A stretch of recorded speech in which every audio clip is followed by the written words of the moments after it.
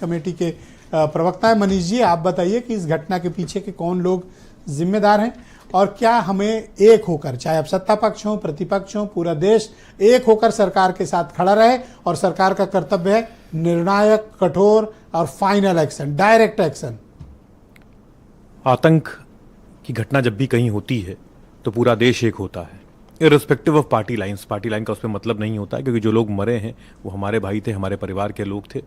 बहुत ही निर्मम नरसंहार हुआ है ये, और इसकी जितनी भी भर्त्सना की जाए उतनी कम है। लेकिन सवाल इस बात का है कि जो लोग सत्ता में बैठे हैं, सवाल तो उनसे पूछे जाएंगे और पूछे जाने भी चाहिए। आखिर उनकी जिम्मेदारी किसकी है? आदित्य राज कौल जी एक वरिष्ठ पत्रकार हैं। उन्होंने 18 फरवरी 2025 को इस बात के लिए आगाह किया था कि आने वाले दिनों में गर्मियों तक मिलिट्री घटनाएं मतलब आतंकी घटनाएं हो सकती हैं। सवाल इस बात का है कि इतना बड़ा तंत्र है, इतना बड़ा अमरा है, सेंट्रल एजेंसी उसकी अगर बात करें, दो भाग में बटी हुई हैं। एक अमित शाह जी को रिपोर्ट करती हैं और एक अजीत डोभाल जी को करती हैं। IB NATGRID counter terrorism centre है, ये 3 लोग रिपोर्ट करते हैं अमित शाह जी को। रॉ, DIA, NTRO और JIC ये अजीत डोभाल जी को। दिल्ली के सामान्य जो सर्किल है वो जानती है कि अजीत डोभाल जी और अमित शाह जी में सामान्य बातचीत नहीं होती है। तो सवाल इस बात का है कि फिर जो जॉइंट कमिटीज बनती हैं वो उनका क्या होता है, जब अगर जो 3 एजेंसी इधर हैं, 4 एजेंसी उधर हैं, ये सब उसी का तो नतीजा है। और आदरणीय जो लोग यहाँ बैठे हैं वो कह रहे हैं साहब वो आतंकी घटनाएं घट गई। आतंकी घटनाएं अगर घट गई तो सरकार इस बात को, जो सवाल लगते हैं राज्यसभा में या लोकसभा में, वहां तो सरकार कह रही है कि बढ़ गई है। सरकार तो कह रही है 176% के आसपास बढ़ गई टेररिज्म घटनाएं।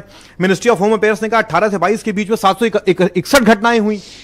तो वो तो दूसरी बात कर रहे हैं, ये लोग दूसरी बात कर रहे हैं। लगातार घटनाएं घट रही हैं, आपके घर में घुस के मार दिया जा रहा है। धर्म पूछ के हिंदुओं का कत्लेआम हो रहा है और आप डेटा बता रहे हो। बिल्कुल ठीक बात पर तो क्लैरिटी होनी चाहिए। बिल्कुल क्लैरिटी है। क्या कसूर था मासूम लोगों का? क्या कसूर था निर्दोष लोगों का? पहली बार हुआ क्या धर्म पूछ के मारा गया? इसलिए क्योंकि उनको पता है कि पूरे भारत में ये नंगे लोग हैं जो ये इस तरह का। ये देखिए वहां पर लोग मरे हैं और भाजपा छत्तीसगढ़ ने तुरंत जो मरी हुई, जो आदमी मरा है और उसकी पत्नी बैठी है, उसका गिबली कार्टून बना दिया।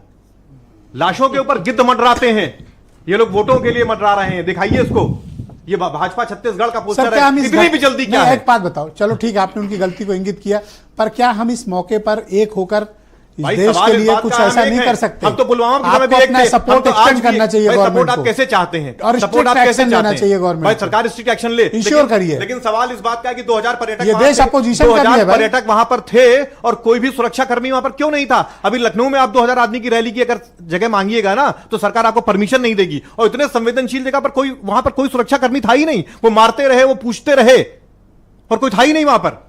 इतनी बड़ी घटना और खुफिया एजेंसीज कुछ नहीं कर रही थी। और ये देखिए आप, ये साहब एक नया पोस्टर चल रहा है जिसमें दिखाया जा रहा है कि जो लोकल से वो गद्दार हैं। अरे भाई, आप सारा का सारा ठीकरा सब पर फोड़ कर आप किनारे बच जाएंगे? आप इतना बड़ा हमला लेकर बच जाएंगे? जिम्मेदारी कौन लेगा? और तीसरी और सबसे महत्वपूर्ण बात जो आपको मैं बता रहा हूं कि ये जो सवाल उठ रहा है कि जहां पर प्रति व्यक्ति सुरक्षाकर्मी सबसे कलमा नहीं पड़ा इसलिए मारे गए लोग, पता है आपको? अच्छा, आप कभी ये सोचिए, आप इतने वरिष्ठ पत्रकार हैं कि आज तक कश्मीर में ऐसी कभी घटना नहीं हुई। अरे वो तो मैंने बोला, आपने थोड़ी बोला। मैंने कहा 70 साल में नहीं हुई, बोला कि नहीं बोला? एक छोटी सी बात बताइए ब्रिजेश, मुझे ही बता रहे हैं ब्रिजेश जी। तो डिलीट क्यों कर दिया? एक मिनट डिलीट क्यों किया? मैंने कहा डिलीट किया? वो आप लोग करते हो। नहीं, मैं अपनी बात पूरी कर लूं। एक मिनट, एक आखिरी बात पूरी कर लूं। ये बताइए कि वहां पर जब 95% लोग जो टूरिस्ट थे वो तो